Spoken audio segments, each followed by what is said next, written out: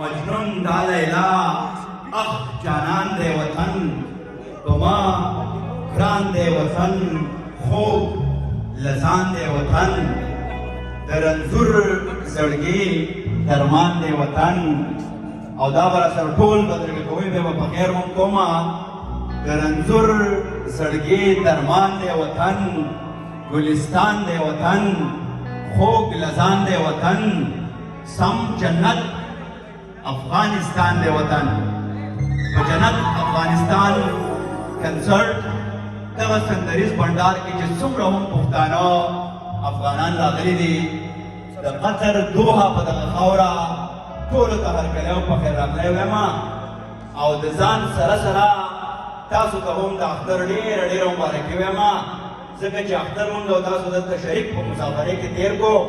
او زمونږ هغه ارمانونه چې ته د اختر په سهار راشه زه به راوځم خورې زلفې سره لاسونه نو څومره چې هم ملګري دي چا سره چې په خیر نه دی شوی هغو سره به داسې ورو ورو په خیر وکړم چې تاسو د سینو د انوارات زما په سینه کې سم شي او بیا به د بندار مخ وړاندې وړو نو ډېره مینه او احترام دي په خیرونه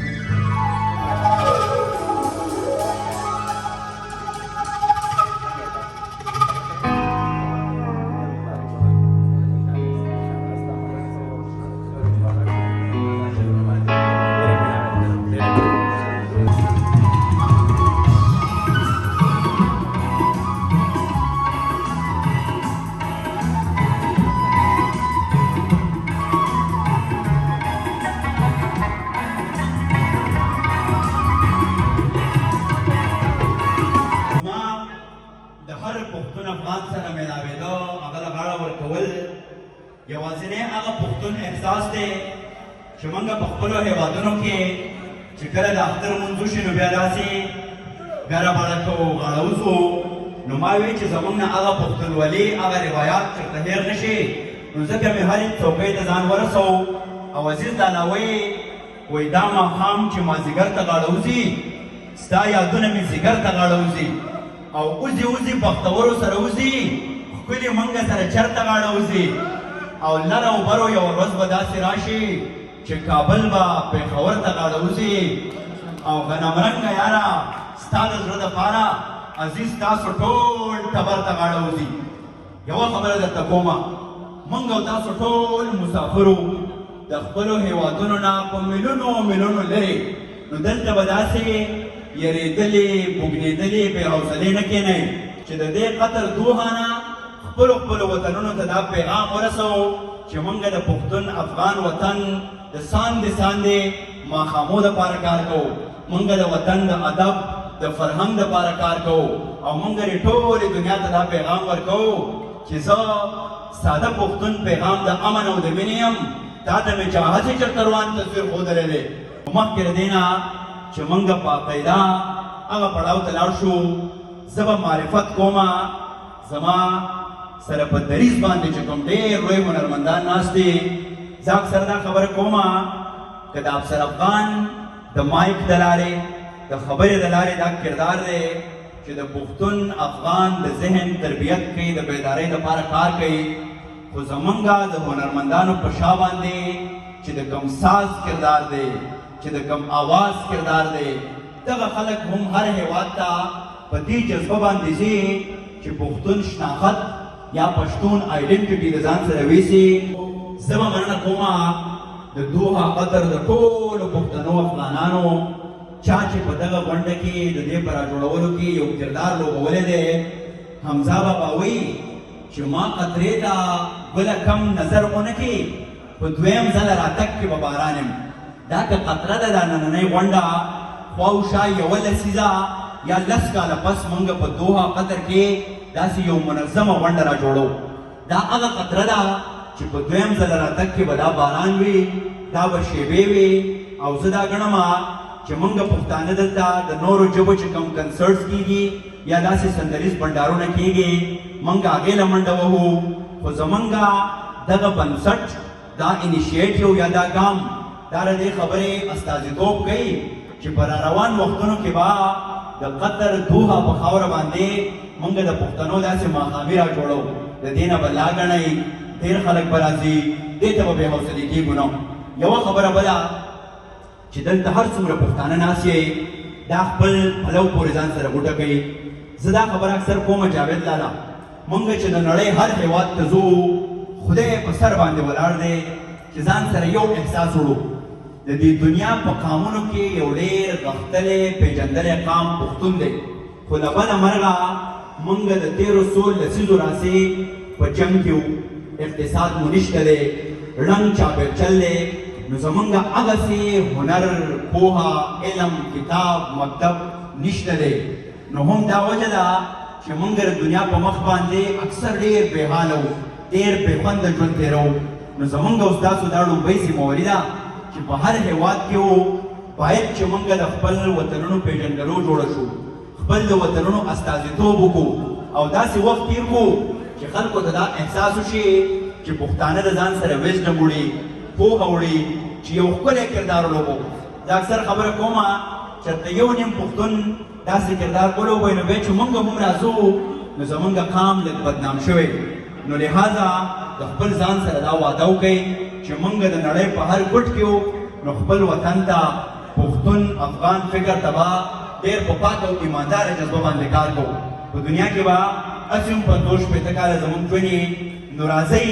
که دا موږ تجارت کوو که موږ ډرایورز وو که موږ کنډکټرز وو که د ژوند په هره شعبه کې وو خو یو احساس دی موږ سره وي او هغه پښتون افغان احساس دی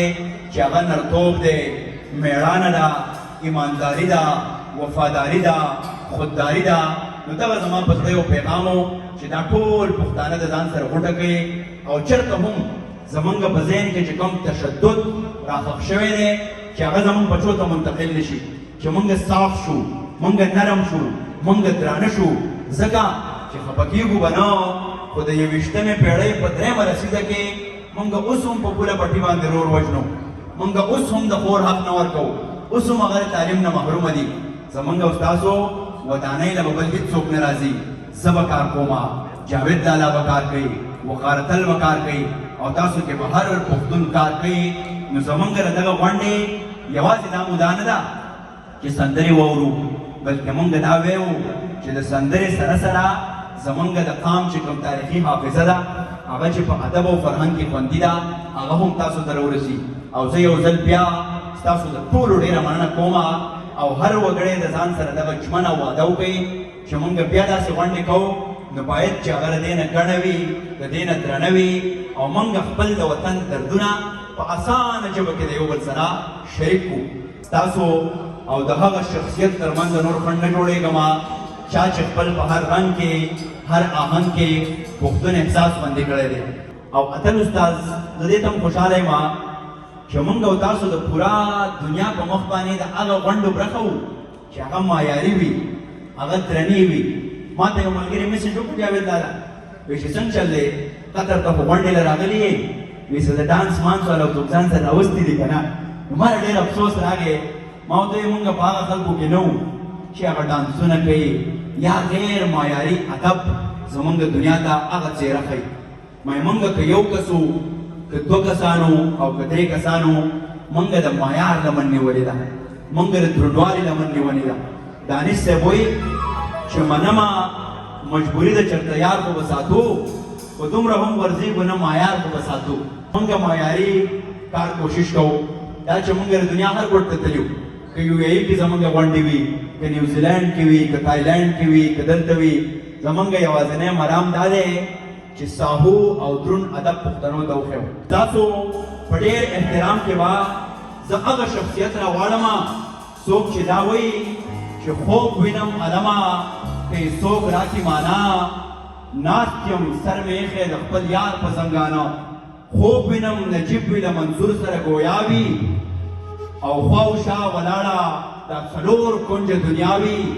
دواړه ورته خاندي دار کې غاړه د ملا وي لویه ننداره وي د کابل په اریانا دا یوازې شعر نه دی دا څلور مصرې نه دي دا 2 بیتونه نه دي دا پښتون افغان تاریخ دی دا دې سړي ثبت کړی دی دې د ځان سره علم وړي او زمون خوشبختی د چنن مونږ ته په دوحه قطر کې هغه رسېدلی دی تنګې سروې ورته خم شي داسې دی محفلونه ورته دم شي داسې دی او که ځواني ترېنه هم لاړه شي نو ځي دی په والله که ترې ته کم شي داسې دی او د ښایست نه ثاني شته نه جواب شته لکه راک چې مجسم شي داسې دی د مجسم راک په څېر باندې زمونږ د ګران هېواد یو ژوندی هنرمند ستاسو په ډېر احترام کې ټول پاڅئ او د لاسونو یې راپرغاو کړئ جاوید امیرخېل صاحب راغواړم ډېره مینه ورکوئ